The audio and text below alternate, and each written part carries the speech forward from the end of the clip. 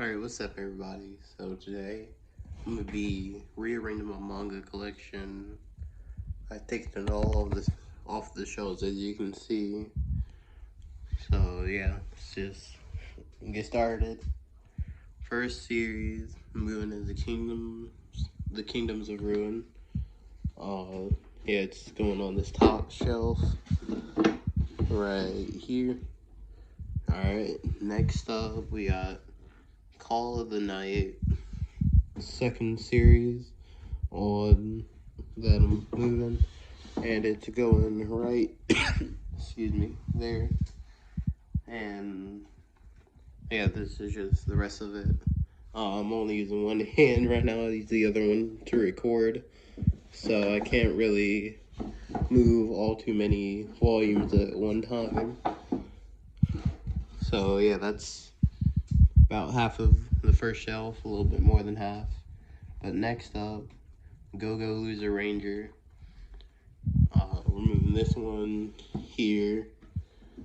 There is not really any particular real order to it. So, how I'm arranging these. I guess this is more just like a subjective opinion on kind of like which series I like the best, / which ones I'm actually like, reading the manga for. Because I have other manga that I'm reading, but I'm also watching the anime. And yeah, it's just stuff like that in terms of enjoyability. Alright, next up, Kaiju number 8. I already put the first 2 volumes up there. And then a few can fit on this one. 7. I could probably fit 8 in there. 8 fits. And there we go. We got our first shelf right there. Kingdoms of Ruin, Call of the Night, Go Loser Ranger, and Kaiju number 8. Oh, except volume 9. It cannot fit on this shelf. So it'll be the first one on this shelf. Next up, like I said, there's not any real order to this. It's really just based on where I personally want to put it. So next up, we're going to do Demon Slayer, Kimetsu no Yaiba. It is the second series on this second shelf. Now I have the Demon Slayer box set right here. But I'm not really watching the anime. I'm watching it, but I've already finished the series through the manga. And we have the spin-off things right here. Spin-off novel. Spin-off Fire and Water, or Stories of Water and Flame. And then another novel for Demon Slayer. And then moving on from Demon Slayer, the next series we're going to do Akame ga Kill 0. It's volume 2. So, 1, 2. And yeah, I really just decided to do this for fun. Yeah. 8. Can we fit 9 in there? Can we? Nah, I don't think we can. So we're moving on over onto the third shelf. Last 2 volumes of the series. Next series we're moving is Bleach. This one is gonna go on this second shelf. We could continue, but I have some series I want to put over there, and I'm really just going in order of where these series are stacked in comparison to where I am while, filming this. This video is gonna be probably broken into maybe like 2 parts, 2 or 3. Just, spread it out instead of watching like 30 minutes of me just sitting here, shelving manga. So we're gonna have to move these volumes, a few of these up here, to get our next series from the Red Fog. Now this one, it's not that well known, but it's pretty good. Volume 5, it doesn't, this is the final volume of the series, but it does not really have a good ending, so I cannot really recommend it until it gets continued. I don't know if it's getting continued or not, but if it does, I'll be able to recommend it because it is a good series. Next up, we're going to do Bakemonogatari. I've only read the first volume. Got kind of not necessarily busy, but kind of distracted, I guess you could say, by reading other manga. So yeah, I've only read the first volume, but I have the first 5. And yeah, next up, have this series. Also, it was decent. It's not anything really special. It's enjoyable, but it ends on a cliffhanger if, you know, you can't read, I think, what is it, German? That's what it continues in, or that's where the other volumes are in. This series was never fully released in English, so I can't necessarily recommend it. But yeah, I recommend everything else except this from the Red Fog and Gothic Sports. Next up, we got Shirts and Pleats, which is going to go here. It's an enjoyable little series. Yeah, I would recommend it, but it's not something that you should go out of your way to really get. If you come across it, you should check it out, but it's not something that you should be really like waste or spending all your money trying to get. Next up, Akame ga Kill. It's the main series. This is a prequel, but the prequel is pretty good. I've only read volume 1 because volume 2 was out of stock, like literally forever, and they were selling it on Amazon for like $50, and I was able to get every other volume except volume 2 for a while, but when it came back in stock, I was able to get it for like, how much do these volumes cost? $13. So yeah, definitely a way better price than the 52 I was looking at seeing before. Let's just try to set the camera. There we go. Set it up. Well, scoot that back in there. Alright. And now we're gonna do Dead Mount Death Play. This anime was pretty popular. Volume 1, I read it. It was pretty good. So I got volume 2 here. I haven't read it yet, but I'm gonna read it, and I'm gonna try to get the rest of the series. I'm taking it a little slow with this one because the volumes are, last time I checked, volumes like 9, I think, or like the end of the series, they were like out of print. They were just very expensive, so before I continue, just wanna, you know, take it slow so they have time to come back in stock. Yeah, that way I don't, you know, just lose the desire to read the manga entirely. That one going up there. So yeah, it's a pretty good series. Next up, we got A Reincarnated Witch Spells Doom. I have not read these yet.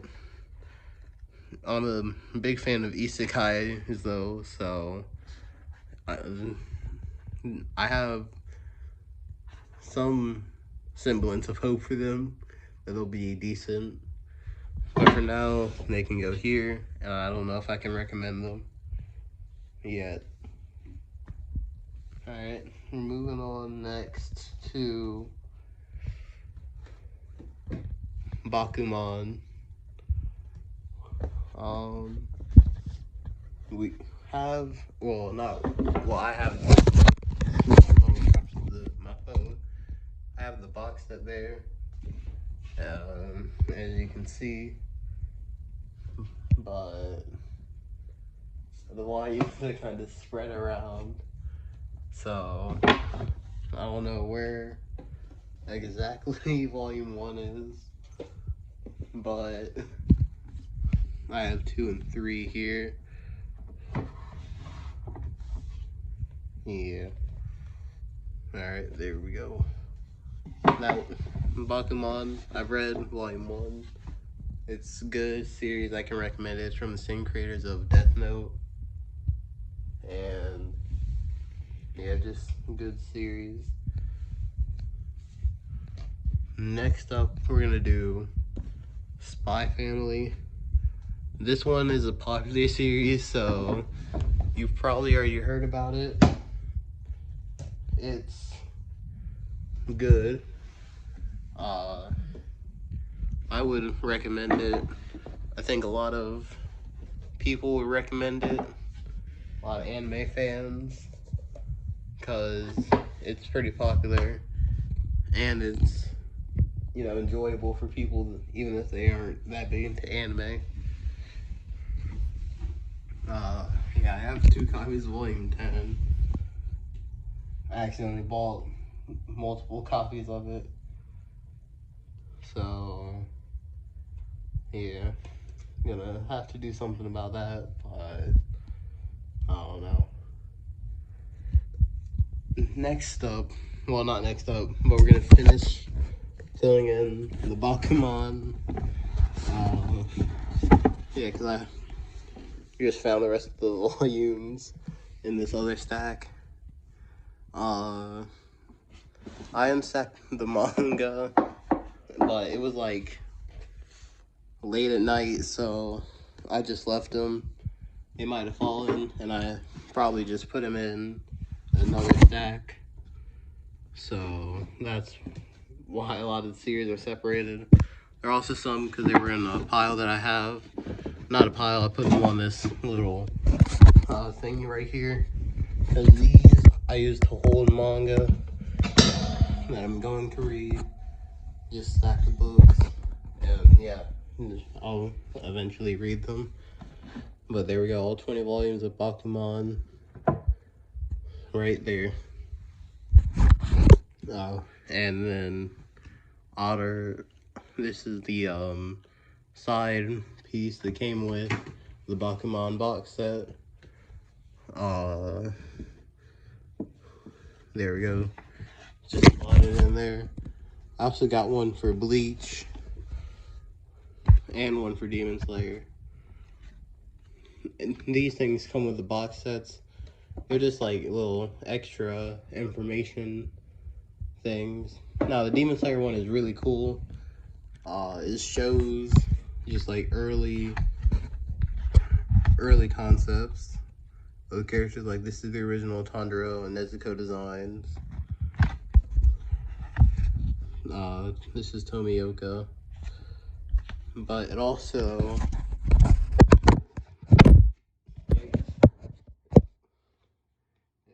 has like information on the characters, and you can even see some of the, you know, the draft process of making a manga.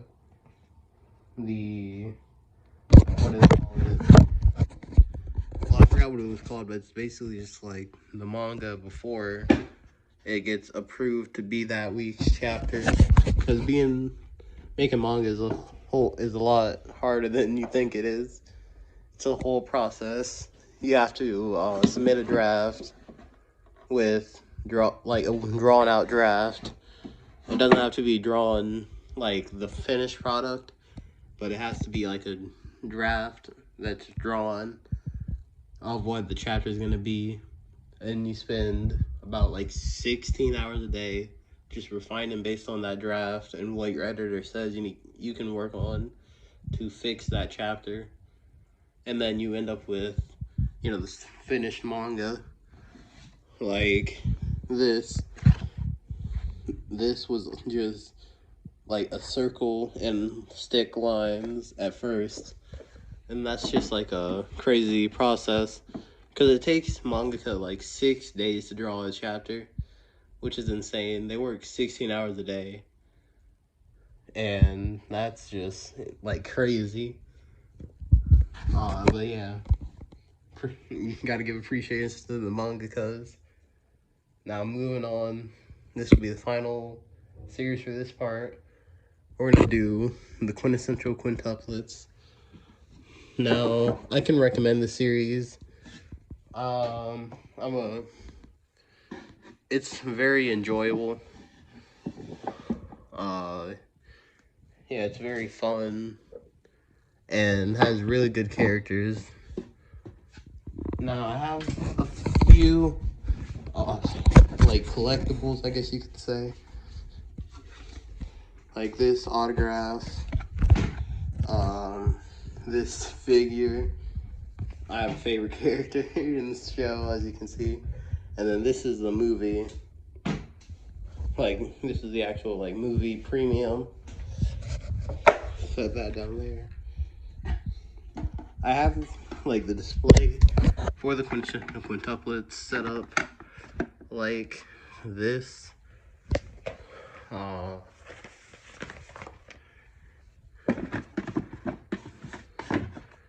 Yeah.